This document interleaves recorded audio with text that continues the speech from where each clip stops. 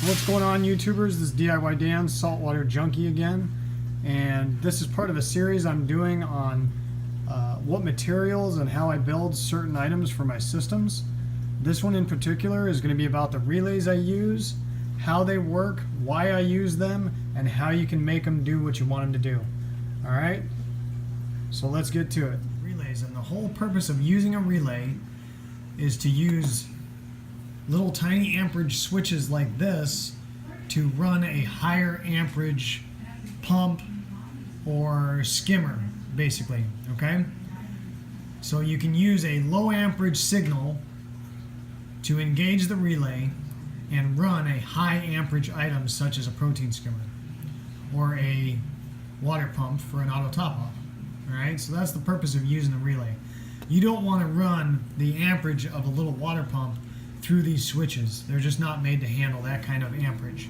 So that's the purpose in using a relay. Alright? Alright guys, so this is my 125 reef system.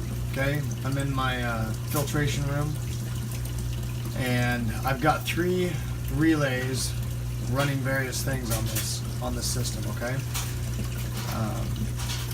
there's 2 different kind of relays here, so and I'm using them 2 different ways. So I'm going to explain both ways that I'm using them, and then we'll go over a wiring schematic to make it a little easier to understand. All right. So the first relay here, and all these relays, or I should say 95% of the relays that I've gotten, will have a picture showing what connection points do what function, okay? I don't know if you can see it, but that one right there is on there, and these 2 have the picture on the top of them. So these 2 relays are the same, and then this relay was a little different. Now this is a 10 amp contact rating. I'm using this one on my protein skimmer, all right? And these 2 are 5 amp contact ratings. I wish I would have just went with all 10, because that way I only have to carry 1 spare relay. So I would recommend, if you're going to be doing multiple things like this, just do 10 amp relays, and that way they're all the same. Okay? Because the 5 amp, I just didn't know if my protein skimmer was going to start pulling, or more amperage than that, and didn't want to overheat too small of a relay. But looking back, I wish I would have just did 10 amps for everything, and we're only a couple bucks more. Alright?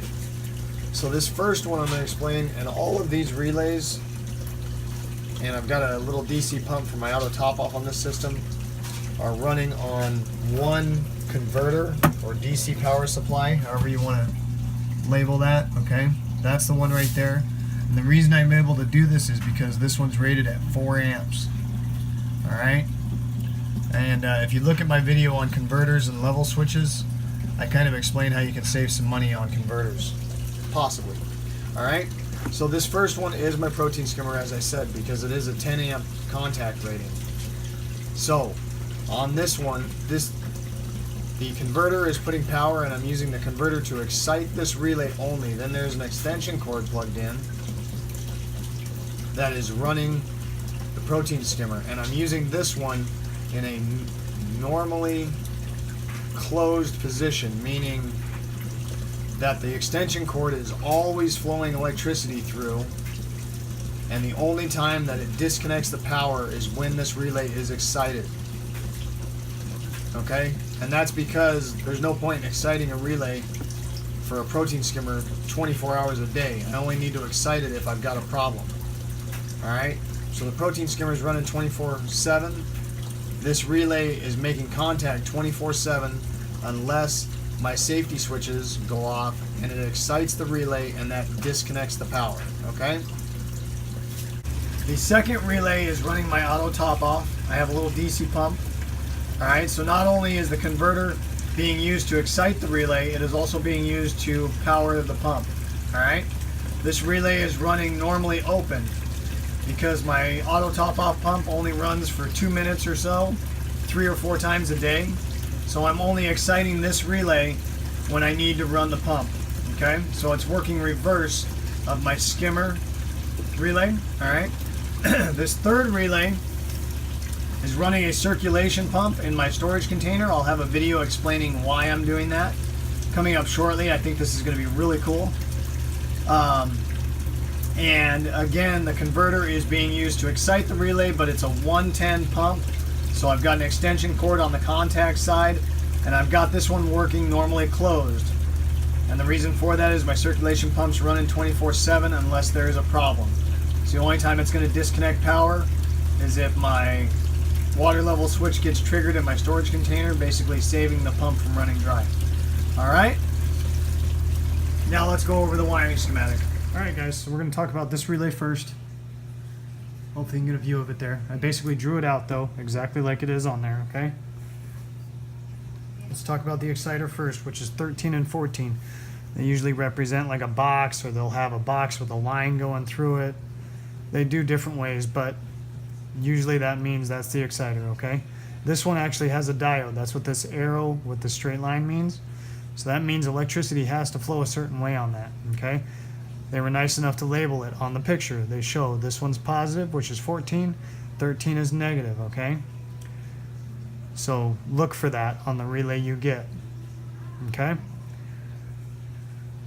So 14 would be your 12 volts coming in, 13 would be your ground for your exciter.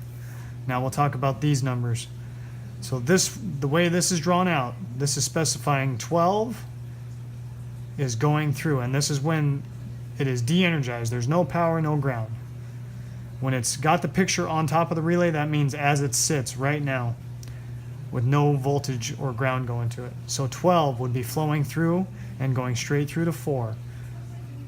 So that means this would be transferring through to here, okay? And 9 would be transferring through to 1. Okay? That's how that would work. Now, let's pretend we are energized and we have a 12 volt and a ground. That means this relay is going to shift. And that means that pivot ball, that's what that means. And that's where it's going to switch, and that's going to go from 12 to 8 and 9 to 5, all right? So that means it's going to go 9 to 5 and 12 to 8 when it's energized, all right? Now we'll talk about this next one, which does the same basic concept. It's just numbered differently, all right? This one, the exciter is 7 and 8. Notice how there's no arrow? That means this does not have a diode, so this does not matter which one you do positive, which one you do ground. You could do this one positive, this one negative, or you could do this one. These are brand new markers. Unbelievable. This one negative, all right? So that doesn't matter. Unless they specify, it usually doesn't matter. The only reason this one mattered because it had that diode in it. Okay, same concept here. Numbered a little differently, but working the exact same way. This one, 1 is transferring through to 5, okay? 2 is transferring through to 6. All right? Now, if it's energized,